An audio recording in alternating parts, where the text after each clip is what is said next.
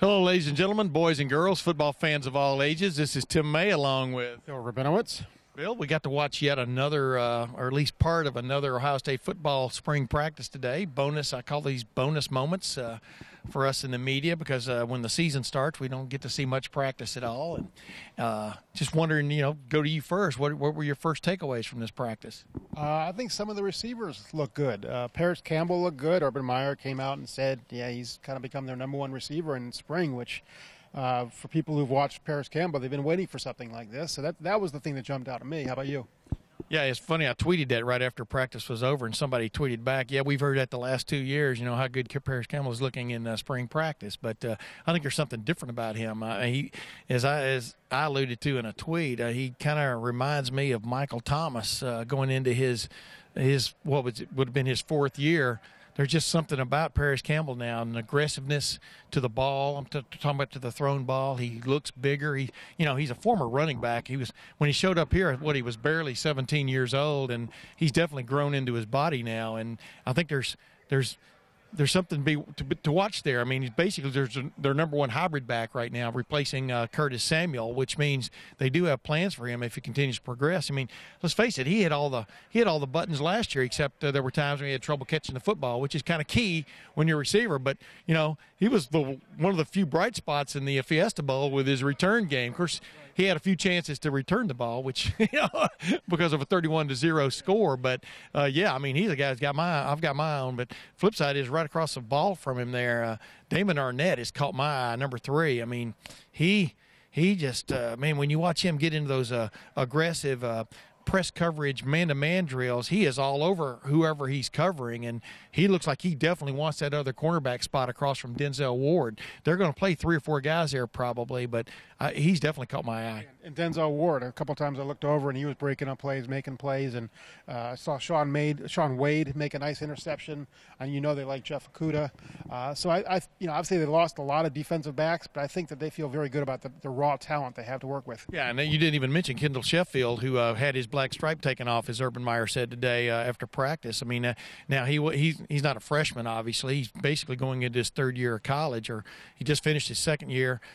He was an original signee with the University of Alabama, 5-star guy from Missouri City, Texas. Things didn't work out at Alabama as far as he was concerned. He transferred back to Blinn Junior College in Brenham, Texas, and then he signed with Ohio State. And here he is here he is in spring, and he's making a name for himself also. I mean, they're also looking at him very hard in the return game, punt return game, et cetera, because he's not just fast. He's what I call hurdles fast, like Edwin Moses type. I'm not putting him on Edwin Moses plane, but guys who set state records or win the state championship in any class in the state of Texas in high school in hurdles, they're a tremendous athlete, and that's what he kind of brings, kind of a raw power. And you can see just the way he carries himself. He doesn't look like a freshman. He doesn't look lost at all. He looks like I belong here, and as he should. He's really a junior, and as you said, he certainly has the ability to play at this level and start at this level. Yeah, and Urban Meyer made a couple of comments today that were interesting. He said he really liked the way, I'm not sure he used the word really, but he enjoyed the way the offense played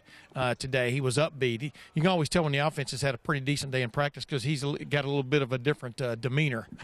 And he liked it. He liked the up-tempo aspect of it, which means maybe some of these things they're putting in that Kevin Wilson has brought along with him that they're adding to the attack. I mean, the up-tempo stuff, some real close quarter kind of passing plays, things like that. I mean, evidently it's caught Urban's eye.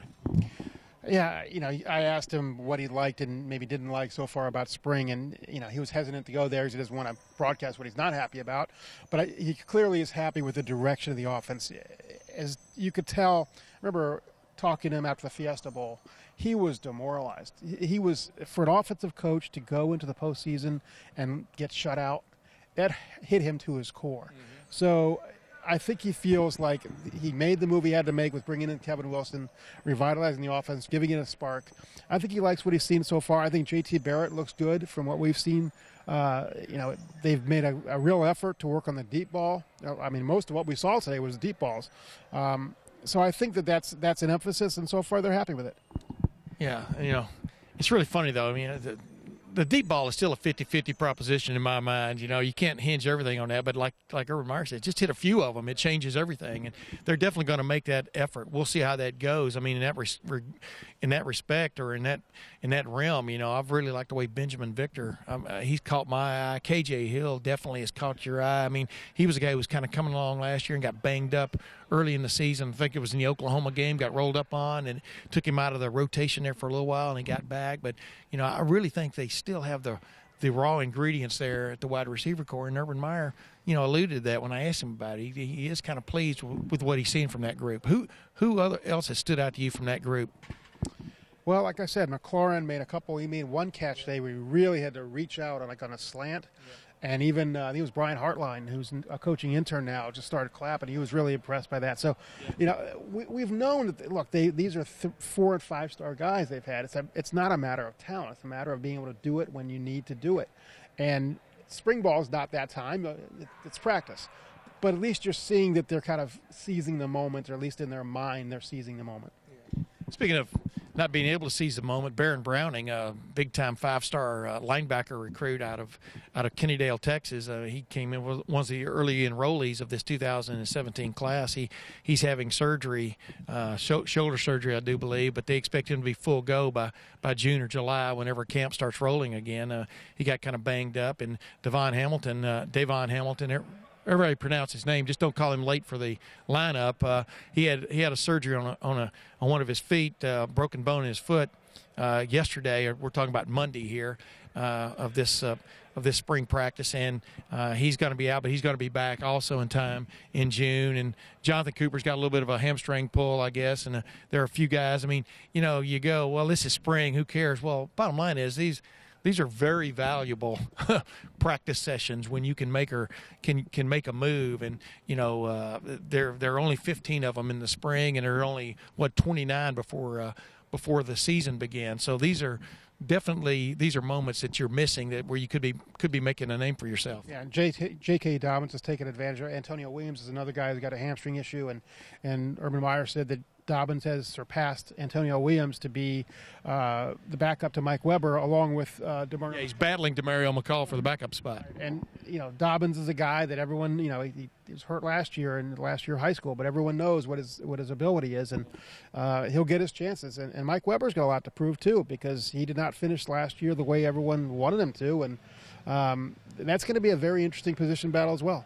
Yeah, you know, and speaking of interesting battle position, theoretically, there's only one open spot on the offensive line. That's at right guard as of right now. You know, and Demetrius Knox has been seeing time in there. So has Brandon Burrell. As Urban Meyer said, they've been rolling Matt Burrell. They've been rolling Brandon Bowen. They've been rolling players through different spots. Michael Jordan moving over there occasionally. You know, they're just looking for their two best guards. It doesn't matter, but that's definitely something to keep your eye on, because you know, the offensive line had its problems last year, as we've delineated many times since the year was over and during the year last year. And we'll see how that goes. I still think Wyatt Davis, when he gets here, the kid from California, big-time recruit, part of the 2017 class, when he ends up getting here, I think he's going to challenge at least for some playing time. Yeah, another guy I'm interested to see, because he got hurt last year, is Malcolm Pridgeon. I mean, he's a guy who's kind of more of a tackle and body, but they're using him more as one of the right guard possibilities. I wouldn't be surprised if at some point if he challenges Isaiah Prince. You know, so far no news is good news about Isaiah Prince. Nobody's complained about how he's done. I think he's come back. Billy Price has talked about the determination that Prince has after, you know, some shaky moments last year, and so that's going to be a position battle. Look, their philosophy has always been, let's get our 5 best guys out there, and we'll figure out where they play. They lost their best. Pat Elflein is one of the greats in Ohio State, you know, history already. Billy Price should fill that spot, moving to center. Jamarco Jones is solid at left tackle. Obviously, Michael Jordan, a very impressive year as a freshman. But they're going to put their 5 best and figure out, you know, where they go. Yeah. That's exactly right. I mean, they, you know, play your 5 best no matter what they look like. It's you know, it's like if your best, it's like in basketball. If your best guard is 6'11", he plays guard, right? I mean, that's the way it goes. But you know, Bill, this is interesting because we've gotten to watch quite a bit of practice, and I think it kind of gets tightened down here a little bit now, headed toward the spring game on April the 15th. But I really enjoy watching practice only because you just get to see some young guys maybe, stepping up, making a move. Like I said, Damon Arnett, a guy that's kind of forgotten in that whole flood of defensive backs they brought in the signing class. I mean, watching him assert himself, Paris Campbell knows this is kind of a make-or-break year for him, and I definitely see a difference in him. Agreed? I mean, this is what spring's all about. Yeah, and I don't want to overstate it. I'm sure you don't either. We see glimpses of things. Yeah, Terry McLaurin made a couple nice catches. Does he do it every day? We don't know. Yeah. But you get a sense for how they feel, just the way they carry. It's almost more body language, right. Just how they feel they're doing. You can see that Tate Martell is a confident guy. You can also see he's a freshman. Yeah. You see both. JT is obviously in complete command. You see Dwayne Haskins throw the ball with confidence. I think Joe Burrow has looked very good. Oh, yeah. Hey, they're loaded at quarterback. I'll say it. I mean, nobody else wants to kind of say it. They are loaded at quarterback. Of course they are. So, just watching these guys interact and you can see the chemistry going. Defensive guys are fist-bumping offensive guys and all that kind of stuff. Those are the kind of things I kind of look for as much as really saying who's winning at right guard. It's hard to tell in the time that we get to see them. And that's one of the great things. We've talked about this before, and we'll wrap it up with this. But as Urban Meyer, his whole philosophy is go out every year and try to bring in the best players you can find. You don't always hit. They've had some problems definitely on the offensive line hitting on some guys.